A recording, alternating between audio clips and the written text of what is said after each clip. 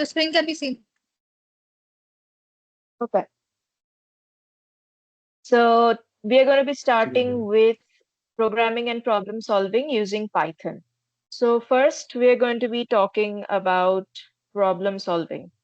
So problem solving is basically a cognitive process of identifying, analyzing, and resolving a challenging issue to reach a satisfactory solution. So here are a couple of keywords basically that's identifying, analyzing, and resolving a challenging issue. So basically, problem solving is a process where you go through certain steps to basically understand what the problem that you're facing is about.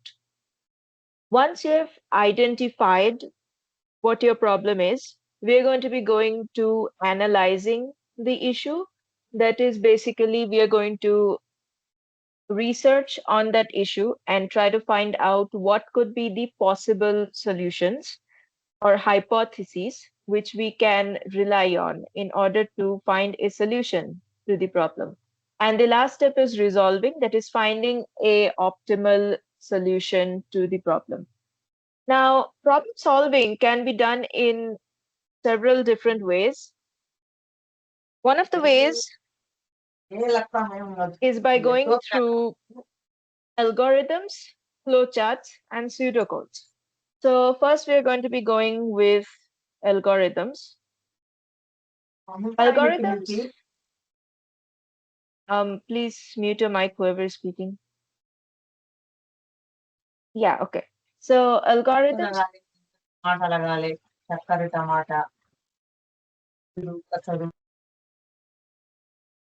an algorithm is a well-defined sequential computational technique that accepts a value or a collection of values as input and produces the outputs needed to solve a problem.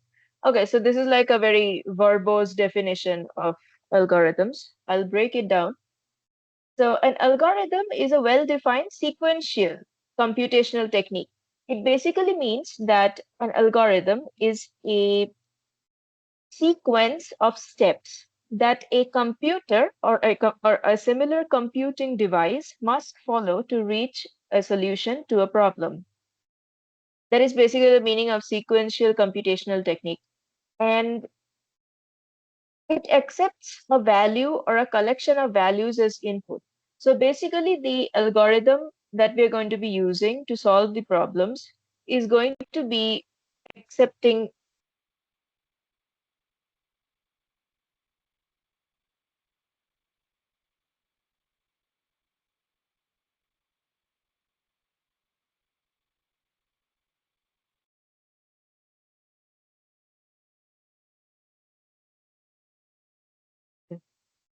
So basically, the algorithm that we are going to be using is going to accept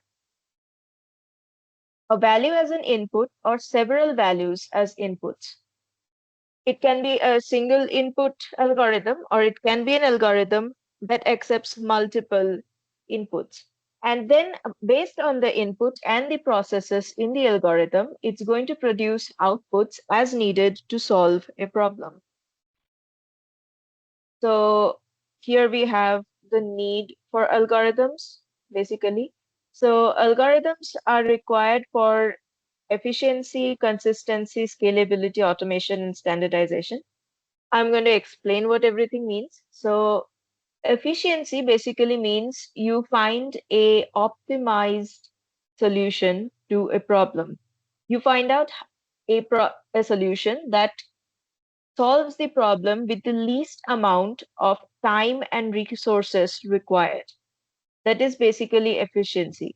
Consistency stands for that the algorithm can be applied to a very particular solution, and at the same time, it can also be applied in a more generalized sense, which means the algorithm will work for more than one scenarios of a given problem. Now, scalability. Scalability means an algorithm can be scaled or improved from a smaller scale to a larger scale. Basically, you can increase the scope of an algorithm and its use. Fourth is automation. Now, automation is pretty self-explanatory. It's basically it converts the basically what it does is that it allows you to give information to the machine so that the machine can basically do the work for you. That is basically automation.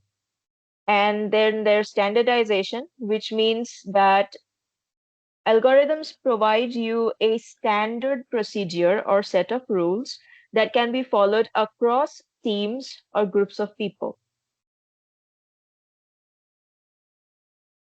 That's standardization. So basically, you have the need for algorithm, which are like these 4, 5 points. And here we have an example of an algorithm. It's an algorithm to multiply two numbers and print the result of it. So one thing you must remember is that whenever you're writing any algorithm, flowchart, something like that, the first and last should be start and end. You must remember while writing this, even during your examinations, because if you forget these two steps, we will lose like the flow of the algorithm or the flow chart. The start and end steps basically show you where to where the algorithm or the flow chart is having the flow of control. So first step is start, and then we get step two, which is we take the input from the user. So here we will require three variables, A, B as the user input, and C that will take the result. Now, step three, we will declare the A, B, C variables. Step four, we will take input for A and B from the user. Then in step five, we are going to like understand the problem. So here the problem is that we need to multiply two numbers, the two numbers being A and B. So we need to multiply A and B variables. So the multiplication operator in most, if not all programming languages is the asterisk operator. It's the star basically on our keyboard. And we assign the result of the multiplication to the third variable, that is C. So we basically do this, that is we assign A multiplied by B to C. And then in step six, we find the output, we print the output, and we print C in this case, which is the variable holding the output. And as I said, the last step to show the flow of control is always end. Okay. Are there any doubts so far? No, please continue. Okay. So moving on, next we have flowcharts. So flowcharts they are more like you can consider them as visual representations of an algorithm. So any algorithm that you write can be written in the form of a flowchart. The flowchart basically provides you a more visual tool to kind of like visualize where the flow of control is going. And it is easy for you to understand than like reading an entire like algorithm which is written in sentences. So as it says here, flowcharts are simple visual tools that help us understand and represent processes very easily. They use shapes like arrows, rectangles, and diamonds to show steps and decisions clearly. We have the symbols used in a flowchart over here. So we have this oval shape that is basically the terminator or terminal, which is terminator or terminal is basically the end nodes of a flowchart. That is the beginning and the end nodes of the flowchart, the start and end. Then we have the input output, which is shown by this parallelogram. Then we have the action or process, which is shown by this rectangle. We have the decision nodes, which is shown by this diamond shape. We have flow arrows, which basically show you the flow from where to where the flow chart is going, where the flow of control is headed. The flow arrows basically connect one node to another node. Now these two are extras. We have the on-page connector or reference and the off-page connector or reference. So basically the work of the on-page connectors and the off-page connectors is to simplify your flowchart. Now, we will see small flowcharts like multiplying two numbers or finding the greatest of two numbers, stuff like that. But like flowcharts can also be made for like very large real world problems. Like you can literally have a flowchart for database management. That is also a very plausible thing. But when you make such a flow chart, you will notice that your flow arrows often will like intersect each other. But in a flow chart, we cannot intersect flow arrows because that will really mess with where the flow is going. In order to avoid such a thing, if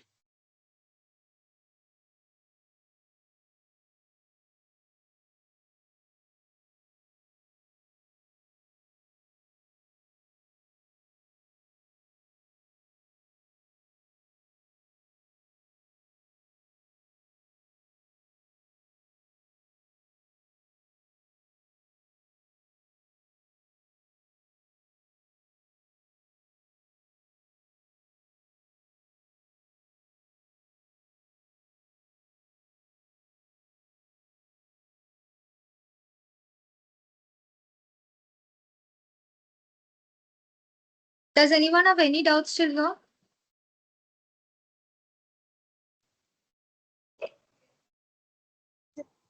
okay, sorry for the interruption. Okay, so as I was saying, the on-page connector or reference is basically the symbol that allows you to simplify a flowchart on the same page. And the off-page connector or reference is basically something that allows you to connect flowcharts across pages.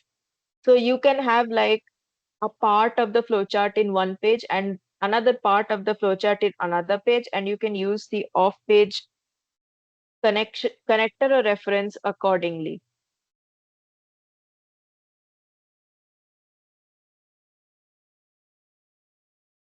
Okay.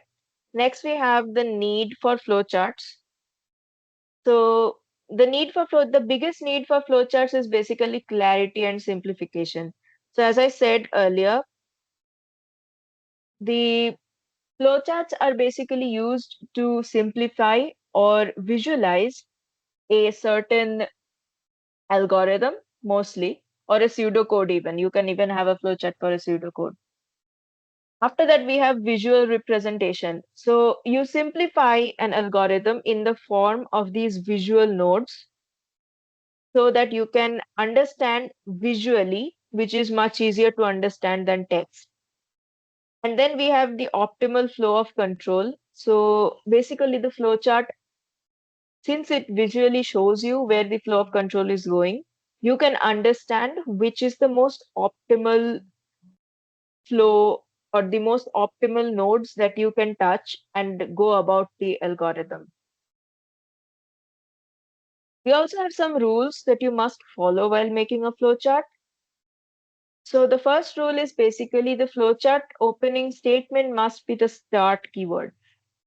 Similarly, in the algorithm where I said that the first statement or the first step of an algorithm must be the start keyword, same with the flowchart. The first keyword should be the start keyword. Second rule is the statement must end with the end keyword. Again, same thing as an algorithm. The last statement always must be the end keyword. Then we have rule 3, where all symbols in the flowchart must be connected by an arrow line. Now, you can never have a floating node in a flowchart. Now, a floating node in a flowchart is basically a tape or a symbol or what we call as a node, which is not connected to any other previous or next nodes in a flowchart. So you should never have a floating node in a flowchart. That basically means that your flowchart is not optimized. Hence, the third rule that all of the nodes in a flowchart must be connected with an arrow line. Now, each fourth rule is that each decision point should have two or more distinct outcomes. You cannot have any node in a flowchart that does not have a distinct outcome. Every single node in a flowchart, whether it is, say, an input node, an output node, a decision node, or uh, any connector node, it should have distinct node after it. You cannot have like, the only exception to this is loops, but even with loops, we do not tend to write the same node over and over. We just do a backward arrow which takes it back and shows the looping. So every single decision node should have a distinct decision node after it. The same decision node can be pointed out by different previous nodes, but you cannot have the same outcome for different, like you cannot have the same outcome for different decisions that you take in a flowchart, basically. Okay, rule 5, we have flow should generally move from top to bottom or left to right. So this is a very conventional thing that we do in flowcharts. So usually we write from top to bottom of the page, where the start node is at the top and the end node is at the bottom. If you don't want to do that, or if your flowchart is too big, what you can do otherwise is you can write from left to right, because that is how we uh, write it, because that is how we actually write in English, right? You write from left to right. Similar way, you're going to be writing a flowchart from left to right if you don't want to write it from top to bottom. Okay. That brings us to, yeah, here's an example of a flowchart. This is a flowchart that basically compares two numbers and then outputs you which one is the larger number. So, like I said, here we have like the start node at the beginning and the stop or end node at the end. Now, చూడరా నీ దగ్గర నుంచి this is తర్వాత an input node. Input node where we input the first number, and this is node number 2 where we are inputting the second number. Now you can always combine these two nodes and write it in the same node. Like you can literally write it as input num1 comma num2. You can obviously write it that, but I have written it here like separately for your understanding. Okay. And this diamond, as we saw earlier, it is a decision node. Like if you notice over here, see, it's a decision node. Here we are making a comparison between number 1 and number 2, the two inputs that we took over here. Now, we have two flow lines leading out of the decision node. First flow line is if number 1 is greater than number 2 and the value computes out to be true. If that is the case, we are going to be having the output display num1. However, if num1 is not greater than num2, which means this is false, we will come to display num2. Once we have displayed both the outputs, we are going to be leading it to the final node, that is stop. I hope that's clear. If there are any questions, please let me know.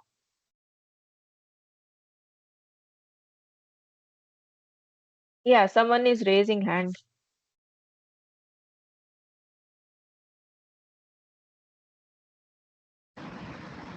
Could you please give us some example like on off page and on page or key code? So basically, How off we page and use that? yeah. So basically, if you want an example of an off page and on page, I'll have to wait, I'll have to draw this. Okay, so I'm going to show you the on page one, because off page one works the same way, just the shape is different. Okay. So if I'm taking this one itself as an example, like this is the first part of the flowchart. Let's say the problem literally says that you need to find the greater of the two numbers, and in the next part of the flowchart, you need to find the number that is after the greater number. Like you need to find the successor number of the greater number. So basically what we are going to do is that we are going to connect this part over here. So let me just, so from here we are going to be drawing a flow line. And we are going to be using a on-page connector like this. And then we are going to be using another flow line to connect it to the next node, which will be another decision node, which will be actually a process node. I'm sorry, it's not a decision node. So we have to find the successor of the greater number. Say we need to find the successor of the greater number as the next part of the flowchart. So we are going to go here and then we're going to put down the part like it's say it num1 is the larger one. So num1 plus 1 is your process node. And after that, we are going to be going into the next part of the flowchart, and that shall be your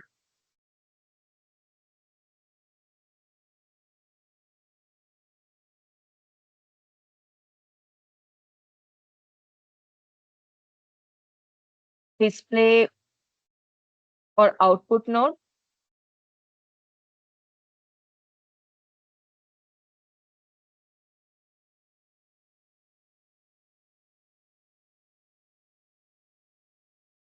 And we are going to be writing display num1 plus 1. Okay. And from here, we can come back to this. So now you can do two things. One, you can take this node and come back to this stop node. That is also possible. Or you can just add another stop node over here. So if I'm going to do that, say I'm going to just add another stop node over here.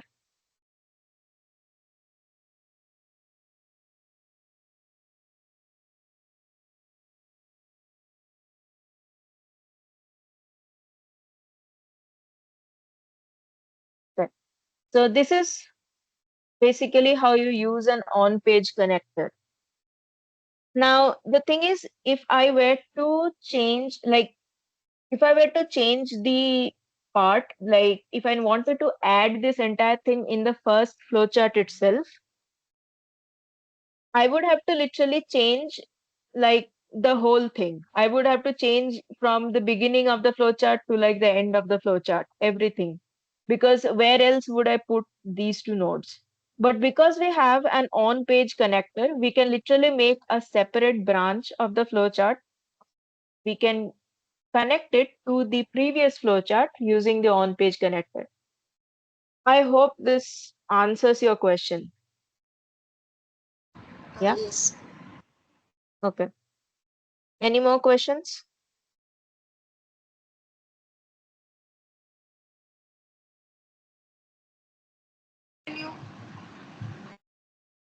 Okay. So next we have is pseudocode. Pseudocode is basically the one step just before writing your code. So pseudocode is defined as step-by-step description of an algorithm. So in order to write a pseudocode, you first need either an algorithm or a flowchart. Pseudocode does not use any programming language in its representation. Instead, it uses simple English language text as it is intended for human understanding rather than machine reading. So basically, as I said, the pseudocode is just one step before your actual code. In pseudocode, you're going to be writing the steps in kind of an intermediate way. Like you have understood the problem from the algorithm.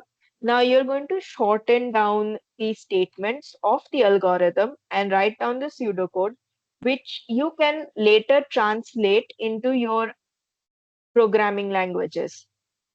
Now, pseudocode is the intermediate state between an idea and its implementation, which is your code in a high level language.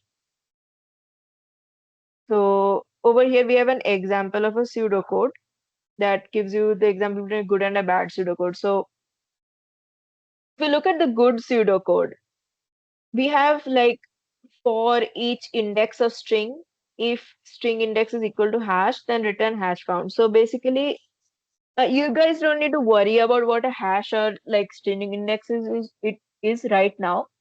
Uh, it's basically like it is a statement that we are writing, which we want to basically translate later into code. But if you look at the bad examples, in the bad examples, we are basically it's mentioning like I equal to 0 to 20 string at I equal to hash. Or even in like the second one, each index of string at I equal to hash. Now, not every programming language writes like this. Not every programming language writes like this. You don't have like this end if end for thing or like this return or like this kind of if statement in like every single programming language. If you go to say Java or C, you're going to require a completely different set of syntax as compared to Python. So if you write your pseudocode in this way, you will get confused because then it's going to become very like programming language dependent. In order to avoid that, we are going to be writing the pseudocode in this way, which basically explains the code in English sentences as opposed to program syntax. Okay. And then we also have the need for pseudocode. So pseudocode is an important part of designing an algorithm. It helps the programmer in planning the solution to the problem as well as the reader in understanding the approach to the problem. So it's helping both ways. It's helping both the reader to understand how we are approaching the problem, and it also helps the programmer who is going to like write the actual code to understand what we actually want to do in this algorithm. Next, we have the pseudocode is an intermediate state between algorithm and the program that place supports the transition of the algorithm into the program. So it is easier when you have a pseudocode to convert the algorithm into the program. That is basically what it is saying. Okay. And yeah, are there any questions? Because after this, if this part is not clear, then you won't understand once we get into like actual programming. So I hope if you guys have any questions, just please ask.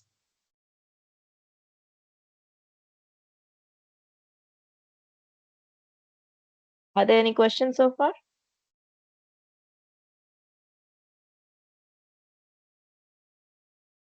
Teja, please ask your question.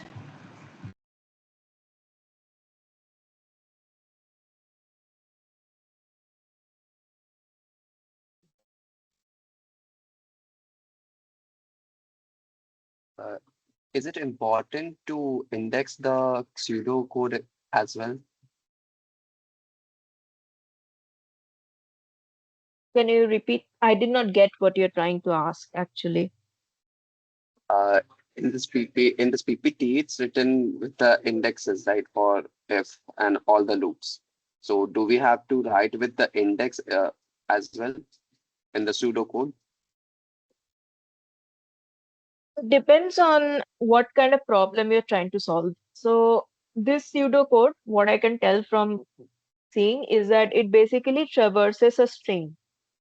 So if you're not doing something like traversing a string or going through arrays or queues and other like, data structures, if you're not going into that, what you don't need to mention like going through indexes of strings. What you can otherwise say, like instead of writing for each index of string, you can write something like say for each increment. You can write that. Or you can write for each decrement, whichever way the algorithm is going, whether it's going forward or backward. I hope that answers your question. Like you can write it separately.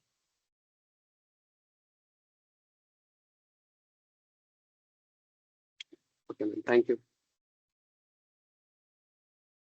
Any more questions?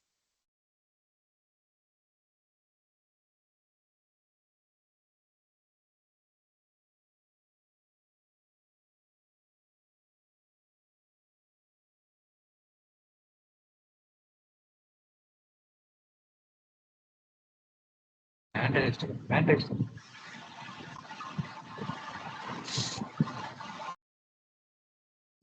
Yes, Yashwan, tell us your doubt. Ma'am, in C, why the return statement has came in the pseudocode in Python? There is no return in Python. There is no return in Python, right? I didn't There get is it. return statement. There is return statement in Python. There is return statement in every programming language. Return Okay, okay, statements exist in every programming language. okay, ma'am. Yeah. It's just written differently in different programming languages. That's it. అర్థమైంది Okay. ఏమన్నదో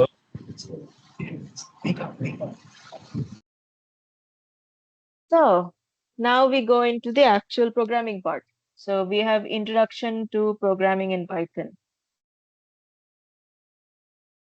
Now there are different modes of programming in Python.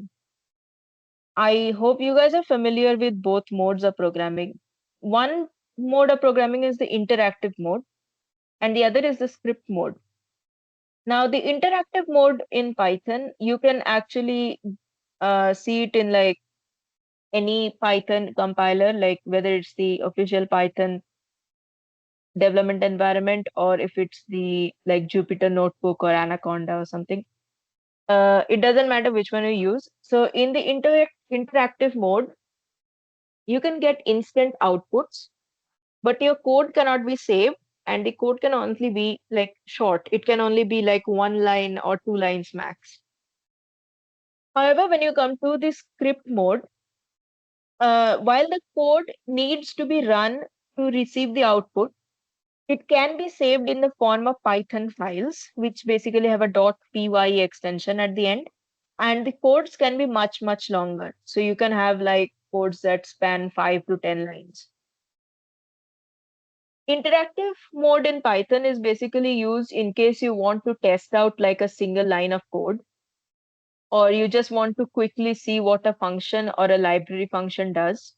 That is basically how you use it. You can use it to debug too at the same time. And in case of script mode, you use it to save program files and run them on a later date.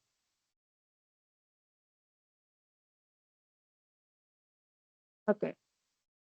After that, we have the important parts of a Python program. One of the most important parts of the Python program, and basically something that sets apart Python as a language compared to Java and C and the other languages, is the requirement for indentation. Now, Python does not have any end of statement delimiters. Now, I know this sounds very technical, but like end of statement delimiters is that for those of you who know Java or C or other languages, you will notice that at the end of every statement, we use a semicolon. That is basically the end of statement delimiter for Java and C and related languages. But Python does not have any end of statement delimiter. For Python, you literally just write a single line of code and then that's it. You move on to the next line. You don't have anything like a semicolon or a full stop or like a question mark or anything at the end of the statement. So how do you separate a block of code from another block of code in Python? The only way to do that is to indent the code. Now indentation is the white space before the start of every individual statement in Python, which segregates blocks of statements from one another. And also, you need to remember that the statements in a single block of code should have the same indentation. If you even by mistake change the indentation of even one statement in that block of code, you will have a syntax error. The code is not going to run.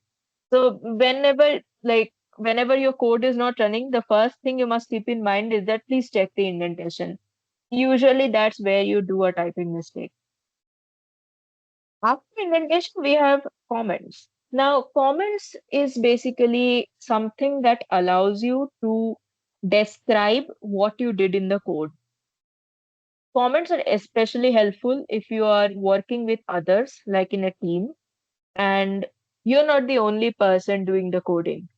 So when you're doing, say, collaborative coding with others in like a big game, you require to put comments in your code in order for the remaining team members to understand, or the reader of the code to understand what exactly your approach is and what exactly a particular block of code does. So, like it said here, the need for comments. We have the enhance the readability of the code. Like I said, you need comments to help others understand what exactly the code is about.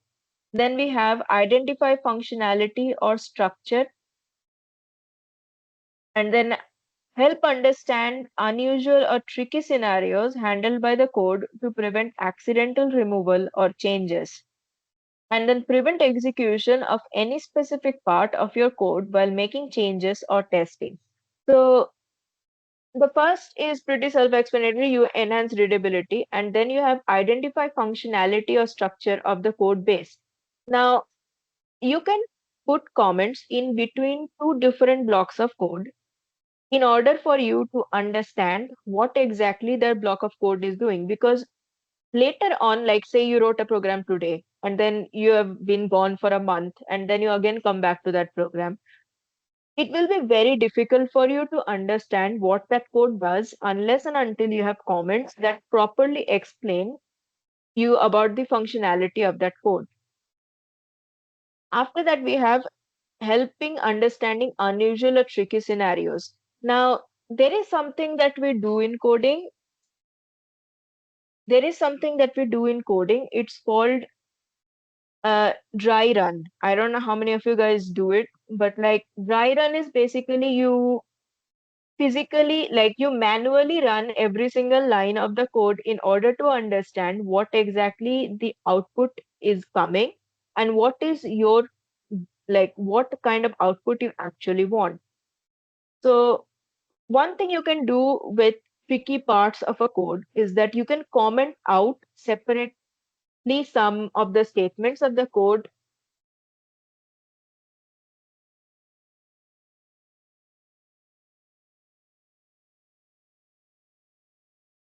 So what you can do over there is that you can comment out certain parts of the code in order to prevent it from running. Because basically what the compiler does is that, or like your Python interpreter does, is that it does not compile or it ignores commented parts of the code. So basically it will not take part in execution if you comment out a particular line in a program.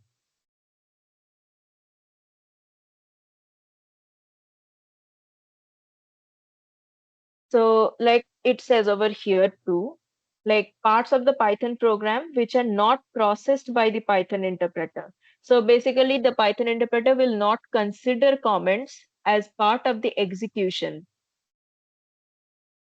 but they are added to provide information and context about the code itself. Like I said earlier, it's basically required for you to understand what a code does. Now, there are two ways of writing comments in Python. First, and the most common one, is single line Python comments. Single line Python comments are denoted by hash symbol. This is the hash symbol. And multi-line Python comments. Now, Python does not have a separate symbol that can be used for multi-line comments. Of course, you can just break a multi-line comment into several single line comments and put them all with a hash symbol. Or what you can do is that you can put multi-line comments like this with these three quotation marks.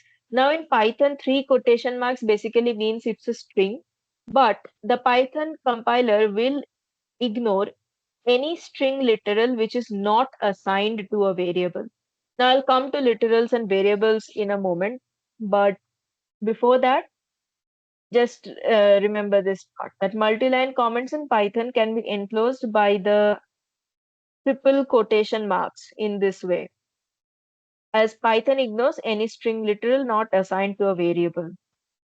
You also have an example of both here, like you have this one as I am a single line comment, and you also have like multi-line comment use, print Python comments. Now, if you notice over here, this print Python comments, okay. Now, usually in a program, what happens is that if you write a print statement, it's going to give you an output, right? But when you enclose something in these three quotation marks, this print statement basically won't appear in your output. This whole thing will be ignored by your compiler. Your interpreter is not going to process nor show the print statement shown in this output. Okay, I hope that is clear. Are there any questions?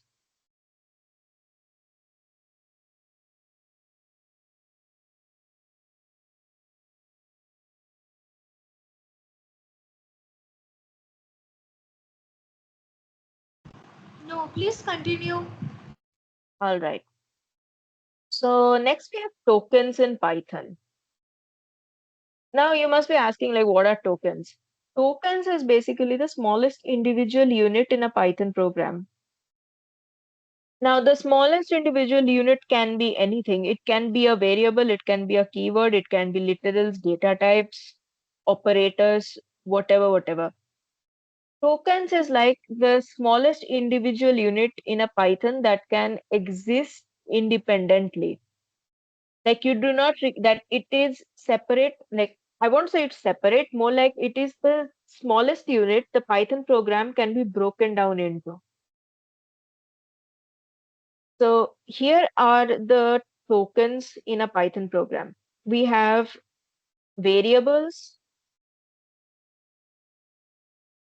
keywords, literals, data types, and operators.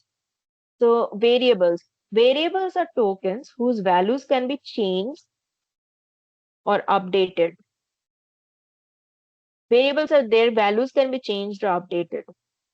Now, variables are also often called as identifiers, and variables also have like names, and there are certain rules you must follow while naming a particular variable. Now, here are the rules for naming a variable. Now, you must always remember Python is case sensitive. Almost every language that you're going to use is case sensitive, which means that an uppercase letter is treated completely differently than a lowercase letter. So, like capital A and small a are not the same thing over here. Even though they are the same alphabet, they're not the same thing in the case of programming. So, if you name a variable with, say, a capital A and you forget about it and you name it later with a small a, Python will consider it as a completely different variable.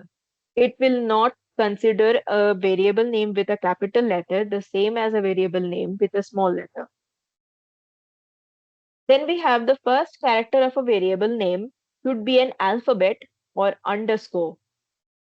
Now, in the case of a variable name, the first character of the variable name, it must be either a uppercase or lowercase alphabet or an underscore. I hope you know what an underscore is. It's like the big underline dash. And then the variable name cannot be a keyword. Now I'll come to keywords, but like keywords are basically, and you'll understand also why variable names cannot be a keyword. But keywords are basically reserved words in any programming language, Python included.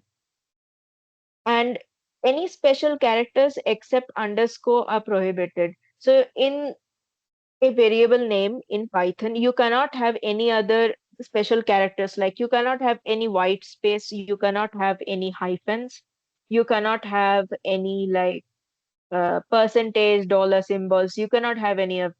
You can only have alphabets or underscores, and you can have numbers, but numbers must come after at least one alphabet or an underscore in a variable. You cannot start a variable name with a number. Okay. So next we have keywords. Keywords in Python are basically special or reserved words in the programming language. Now we have a list of Python keywords. And as I said earlier, these keywords cannot be variable names. None of these keywords can be variable names. Like you have got false, await, else, import, past, I, none, all of this stuff. None of these can be used as variable names. These are basically commands in the Python language. These words mean something to the compiler. It is basically that gives either a value or a command, or it is a statement in and or as of itself.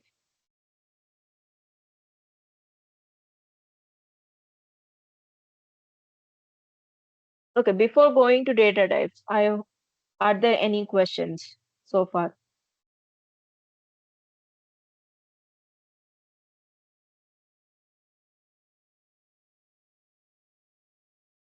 Okay,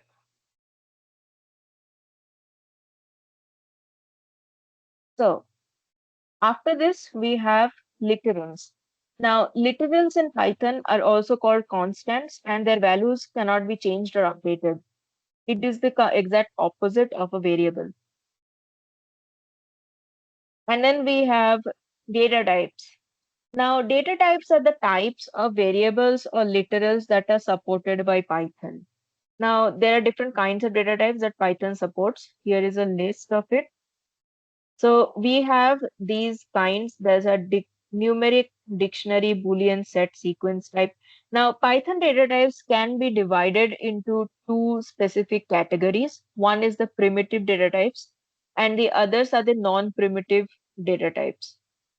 Now, primitive data types are these integer, float, complex numbers.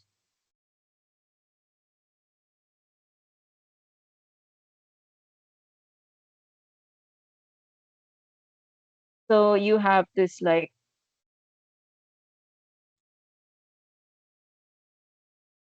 integer, and you have the float, and you have complex numbers.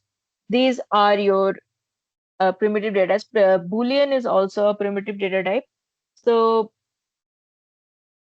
and from these primitive data types, these integer, float, complex numbers, you can build the non-primitive data types, that is string, tuples, lists, dictionaries, and sets.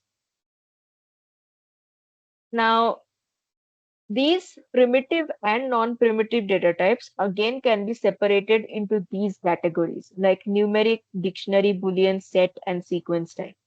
Numeric is again of three types, that is your integer, float, and complex numbers. After that, we have the sequence types, which are again divided into three parts, which is your string, tuple, and lists. Set and dictionary can also be kind of considered sequence type, but the thing is that they do not have a particular, like sequence in which you put in the data. But these are also collections of different data types in one, similar to strings, tuples, and lists. But those you will learn later, basically. Okay. So after data types, we have operators. Now, Python has different kinds of operators. We have the arithmetic operators, the relational operators, logical, bitwise, and assignment. Today we are going to be learning till the logical operators. That is, we are going to be learning these operators like your plus, minus, multiplication, division, percentage. This is the modulus operator. This one. And then you have all the relational and logical operators. After operators, we have the common Python functions, which are input and print. So basically, as the name suggests, input is used to take input from the user, and print is used to print the output after execution. So here are some examples of it. Like you have n equal to input of how many roses. Now, here's one thing you must keep in mind. This int input thing over here, okay? This is something that we call typecasting. Okay. Now, typecasting is basically, now Python takes input of any kind in the form of a string or character input. It does not take input in any other form.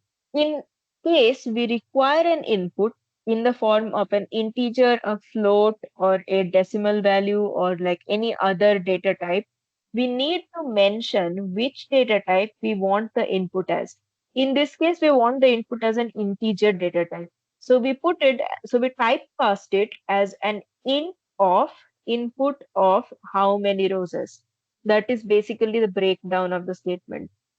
And then we print total roses as like the variable n. So this is the output, how many roses. We have input 10, and so it will give us the total roses equals 10. Same with over here, we have, now see, over here we have a equal to input, what color is the rose. Like I said before, Python directly takes input only in the string format. So over here, this input is in a form of a string. The input is red. So what is the color of the rose? We are directly taking input as a string format, and then we are printing it out. The rose is red. So this is the output that we are getting. Now we have the option in Python to take multiple inputs at the same time. So the syntax in order to take multiple inputs is this. You put x comma y equals Excuse me, ma'am. input. Yes. Ma'am, can we take character as a input? Like, can we convert the string into character at the place of input, ma'am? Python does not support a character data type. So the best you can do is that you can take the string itself as an input, and you can basically use a for loop to traverse the string in order to extract the characters.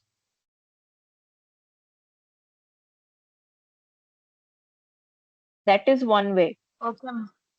That is one way. Another way, if you really want to like take separate characters as input, what you can do is you can take a Python list. Okay, like you've seen the list data type, right? So you can put it as list input of the characters. That you can do. So when you put space separated characters as the input, it's going to take the input of that into the list. I hope I'm making sense. Yes, ma'am. Okay. So we have x. So we have, moving on, we have taking multiple inputs where we have x comma y. Input, enter two numbers separated by space. Now here you will notice something that is called dot split. Now as I said before, Python takes string input, right? This dot split is a string command. This dot split is a string command in Python. This is the dot operator. The dot operator allows us to basically connect two different parts or two different statements together.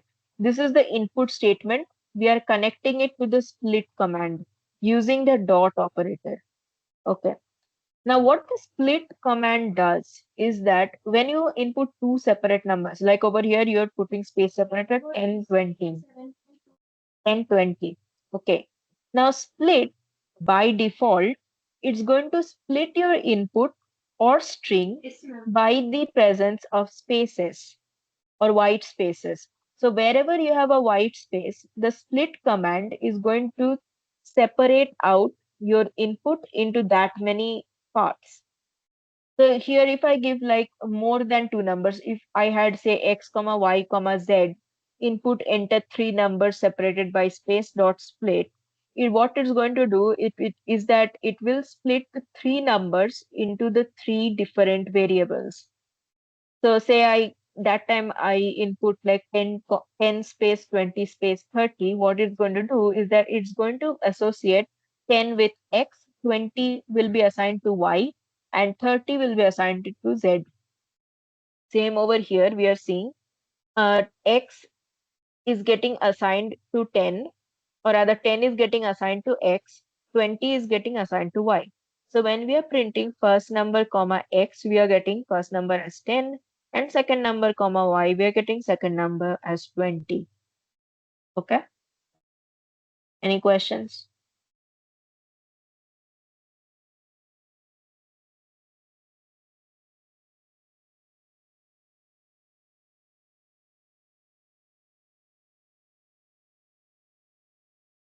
Yeah, please go on. Tell me. Ma'am, I have a question. Like over here, Mhm. we received the first number and second number as a string. So like, how do we receive it as an integer? Because later on we have to use them as integers only, right? Yes. So right now we are not using the numbers, so we are not taking them as an integer. Now the thing is, if you use input dot split, it's not going to work. Okay. In that case, I'll actually write the code for you then. What we are going to do is that we are going to be writing it as x comma y equal to input, enter the numbers. Yes, ma'am, I got the link. Dot split, and then you will have. And now if you want to use the numbers as integers, what you're going to do is that, or you want to print the numbers as integers, say you want to print the numbers as integers. So what you're going to do is that if you want to print the numbers as integers, so use them as integers. Same way, you're going to be doing as first number, comma. Now here comes the typecasting, which I talked about before, int of x. And then we have print second number, int of y. This is what your code will be in that case. Okay. Ma'am. Yeah. Okay. Any more questions?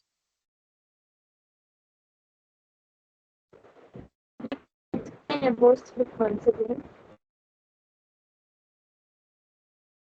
you repeat? I couldn't catch your question.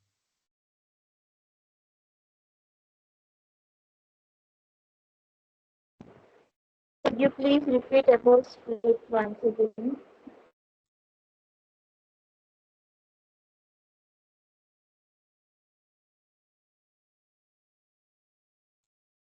Could you please repeat about split once again? Okay, split. Okay, so basically what the split command is doing is that it is splitting the two, you know what, I'll show it like this. Hold on. So you have the two inputs at 10 and 20, right? Now here is a white space in between. Here is your white space. Now what the split command is going to do is that it will split the white space. So once you apply a dot split, once you put this command, okay, once you put this command, it will take 10. It will basically do it as x equal to 10 and y equals 20. That is what it will do. It will separate your input into the two or more variables, how many you have.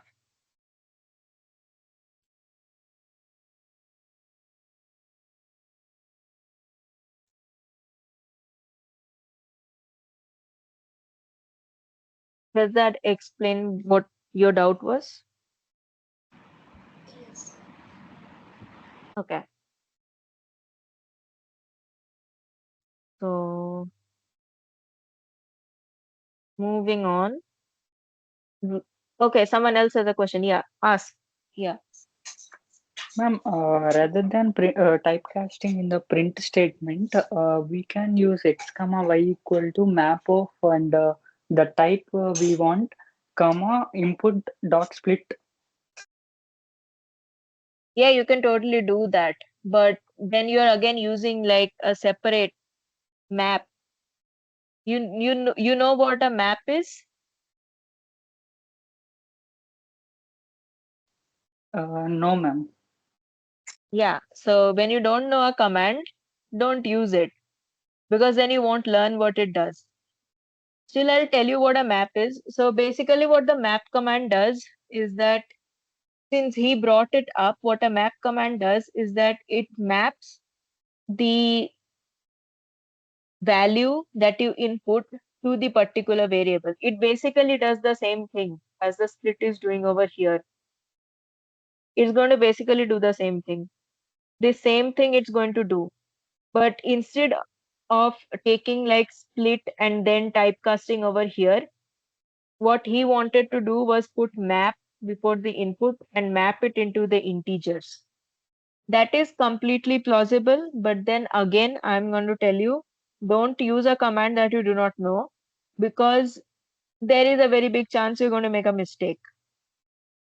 Okay. I'm not discouraging you from using the command, but like if you can use it correctly, go ahead and use it. But if you don't know the command, try not to use it because you will make a mistake if you don't understand what it's doing. Okay. Any more questions?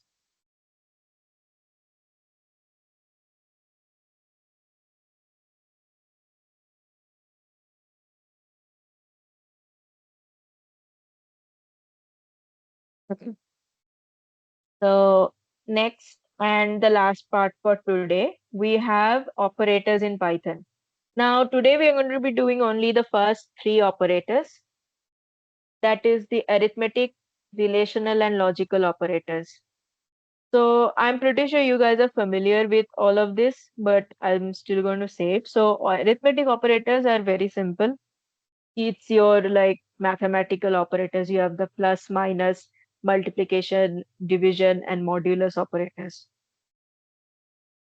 Now I have yeah, this is something you must remember.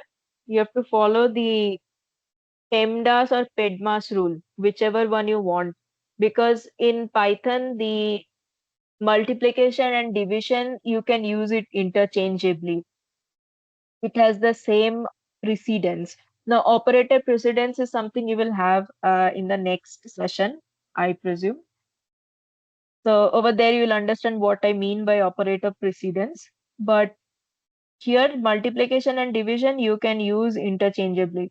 So PEMDAS or PEDMAS is basically your parenthesis, exponent, multiplication, division, your addition, and subtraction.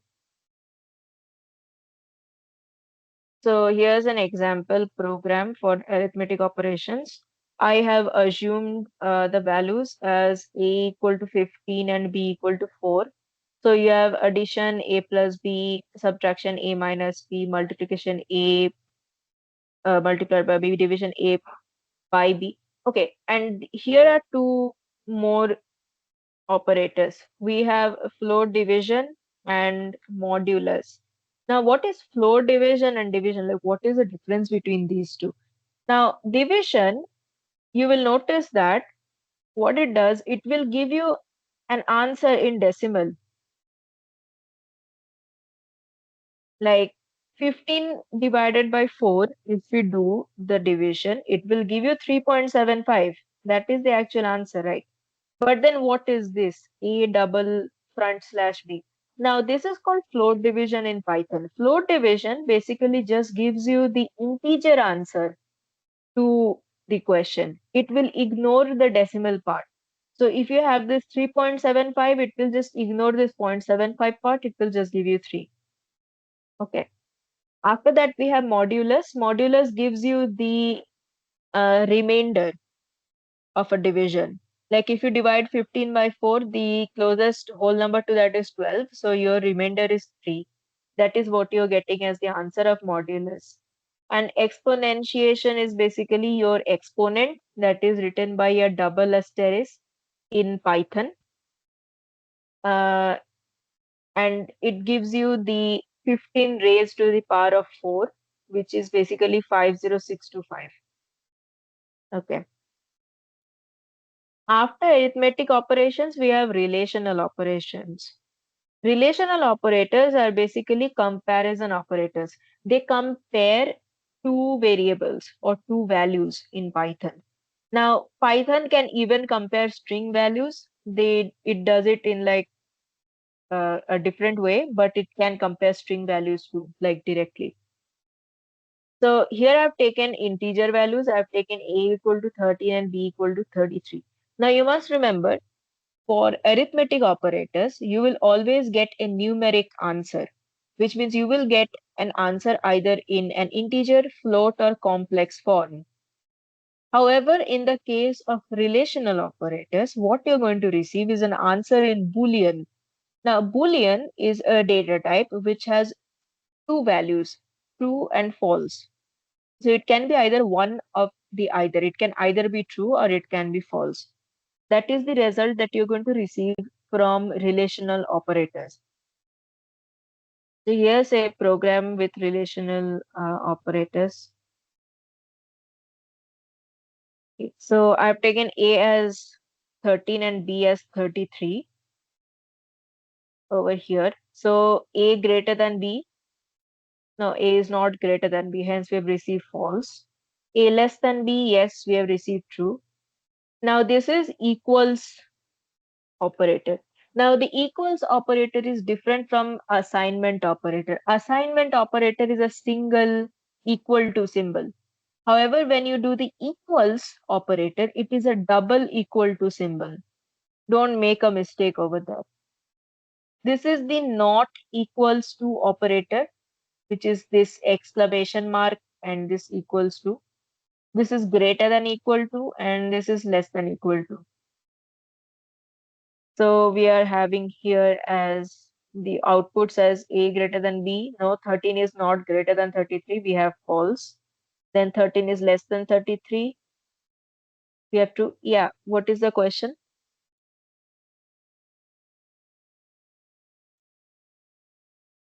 Someone was raising hand.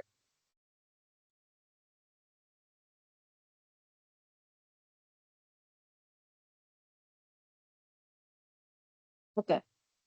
So we also have A equals to B, which basically gives you false again because 13 is not equals to 33. And then A not equals to B, which gives you true because 13 is not equal to 33. They are not equal numbers. And then A greater than equal to B, again false because 13 is less. And A less than equal to B, which is true because 13 is less than 33. Okay. After relational operators, we have logical operators. Now, logical operators are a little bit tricky compared to the remaining operators. Now, Python logical operators are logical and logical or and logical not. And there is this precedence of logical operators. Logical not comes before logical and both of these come before logical or. Now, in order, like if I were to explain what is precedence to you, basically, when you evaluate a question which has these operators in them, you're first going to evaluate not, and then you will evaluate and then you will evaluate or. Okay. So we have an example over here. Now A is equal to true, B is equal to false, A and B are A and not A. Now, in order to understand how we are getting these values over here, like how we are getting false, true, and false, we first need to remember these. These are called truth tables. So if you're not aware about what are truth tables basically show you what combination with what particular operator will give you what output. So these are like predefined. These won't change. So you will like need to remember what all of these are. So you can consider logical AND as a multiplication, and you can consider true as 1 and false as 0. So if I were to explain it like this, like 1 multiplied by 1, we will get 1. Okay. So this basically also translates to like a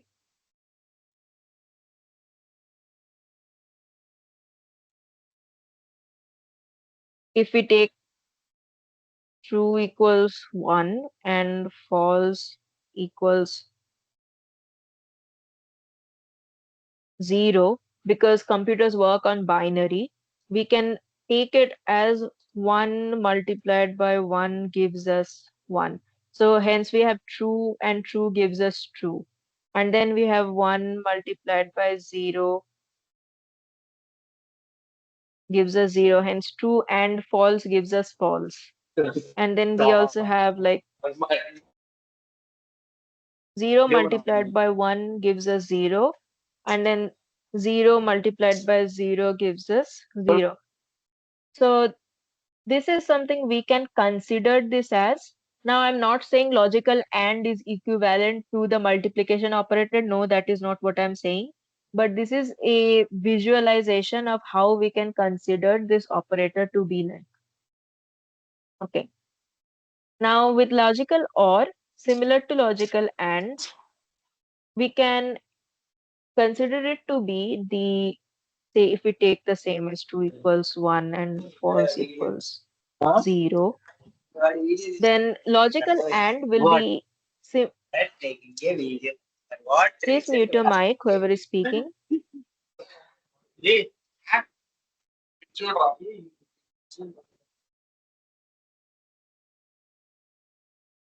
Okay. Please continue. So for logical OR, we can consider it as the addition operation. So if we have 1 plus 1, now I know 1 plus 1 is 2 in case of arithmetic, but like in case of binary, 1 plus 1 is actually 1. You guys will have binary arithmetic, or probably have in another subject, digital logic perhaps, you will have it there. 1 plus 1 is 1 in binary arithmetic. Okay. And then we have 1 plus 0 is obviously 1. 0 plus 1 is also 1. And then 0 plus 0 is 0. So basically, you can consider this the same as this truth table. And not is very easy. Not is basically the opposite of whatever value you have. So if A is true, then not A is false. And if A is false, then not A is true. Okay. So yeah. Does anyone have any questions?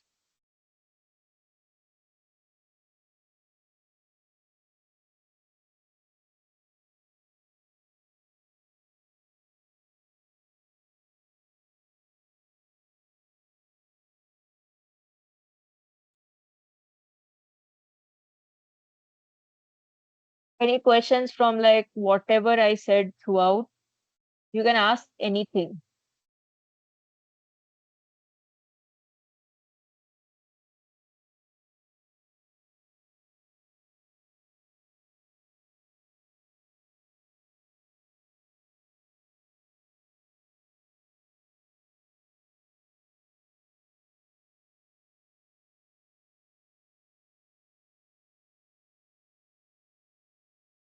So I will be sharing this material with you guys in the groups. So you guys can like go through whatever has been taught today.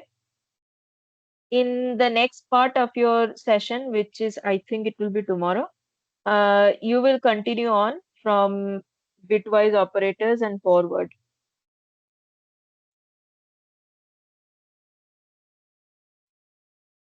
If there are any questions, you guys can ask me.